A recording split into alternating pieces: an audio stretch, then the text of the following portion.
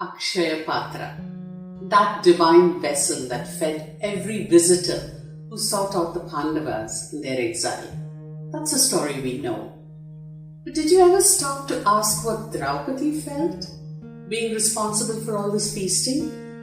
Do we ever stop to consider the lives of the hands that toil endlessly to provide the food that sustains us? Or do we simply accept it as our due? Come with me to a story about food.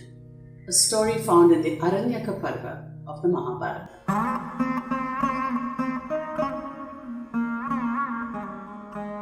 A story, a sprinkling of magic. Namaskaram. Welcome to Stories and Magic with me, Mahitha. The door opened and the woman with the bearing of a goddess, unbound hair flowing down her back, stepped out softly into the darkness. She sat on a rock that marked the boundary between her cottage and the forest and looked up at the sky, tracing the path of the pole star. "Quicker," she prayed. "I cannot bear the gnawing of this 1,000-tentacled beast inside of me. Not today. Please, quicker."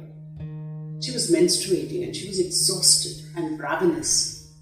Finally, the star moved into that position that signaled the end of the day just before the new day began. She was fully aware that she had just a few minutes, and if she had not finished by then, she could once more bring dishonor upon her husbands. Hand shaking, she unwrapped the package in her lap, and the red gold vessel gleamed. Inside it were grains of rice, fragrant with the scent of ghee. And suddenly she was taken back to that time when she was younger, when her mother would call for rice and fresh cow's ghee and mix them together with just a tiny pinch of salt, press this into little balls and place them in circles in a golden plate just for her. Her attendants would fan her with peacock feathers, and if she wasn't in the mood to eat, which she often pretended not to be, a mother would feed her.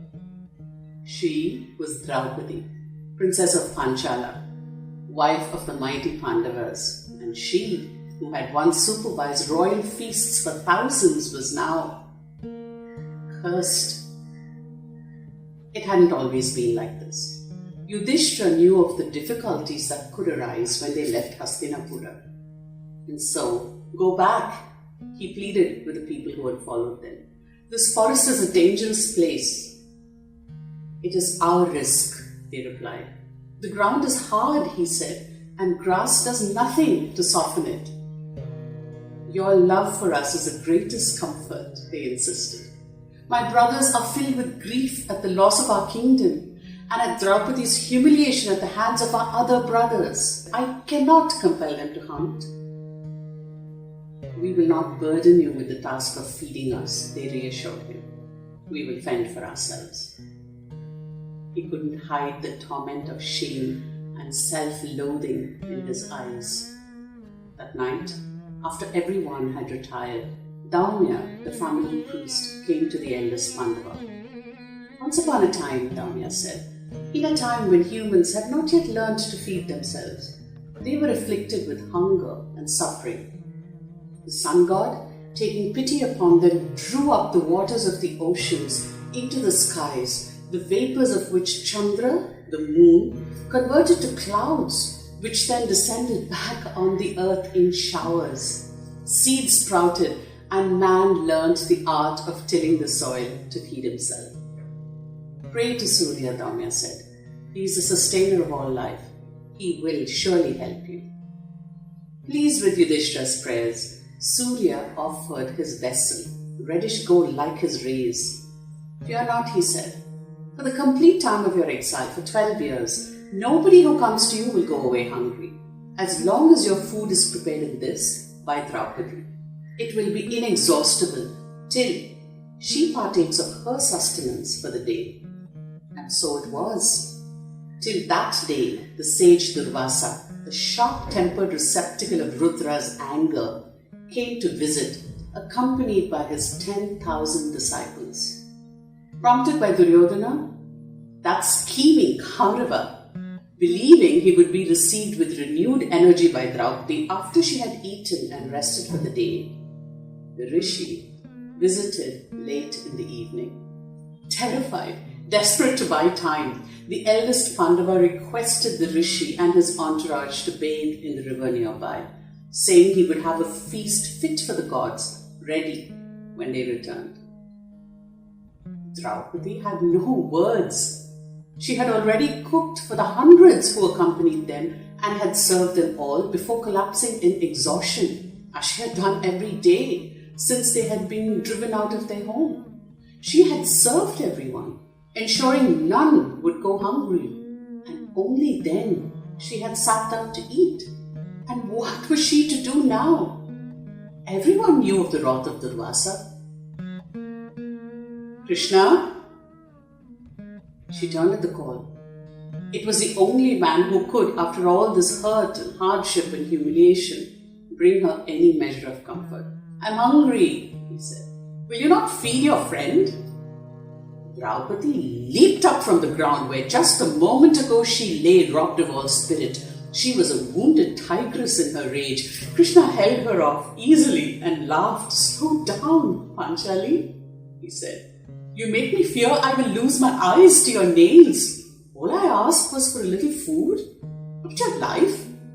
Better you had asked for my life, Hari, Draupadi cried, and told him what had happened. A difficult situation indeed, Krishna responded. But I'm still hungry. Bring me Surya's Akshaya Patra. And he looked into it and smiled. I'm fortunate, my princess, for you have left enough to feed me. And in feeding me, you will have fed the universe. He scraped up a tiny morsel of food stuck to the side of the precious vessel and, offering it first to the sun, placed it in his mouth. And at that moment, at the river, the Rishi Durvasa and his 10,000 disciples were filled to overflowing with the essence of 1,000 feasts. What had just happened? They looked at each other in astonishment. And now they were to go back to Yudhishthira's home for another feast? No! Even the thought of a crumb of food made them sick. They left quietly.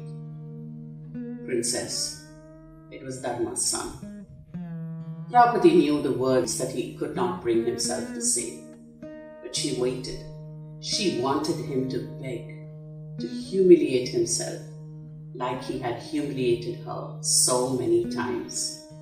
But her heart was soft and she gave in. Anyway, she was a woman who was the head of the household and it was her duty. So she promised, without understanding the personal consequences that her words would have. I will eat last, she said. I will wait till every visitor has finished his food. I will wait till the day has almost ended and the new one has begun. 12 years passed. 12 years of constant hunger.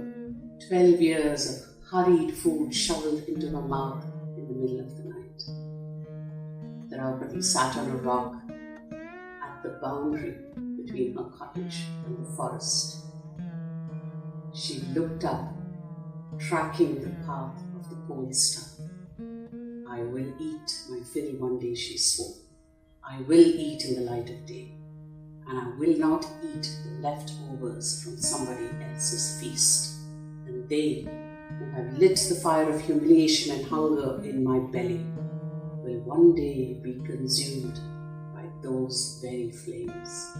They will pay.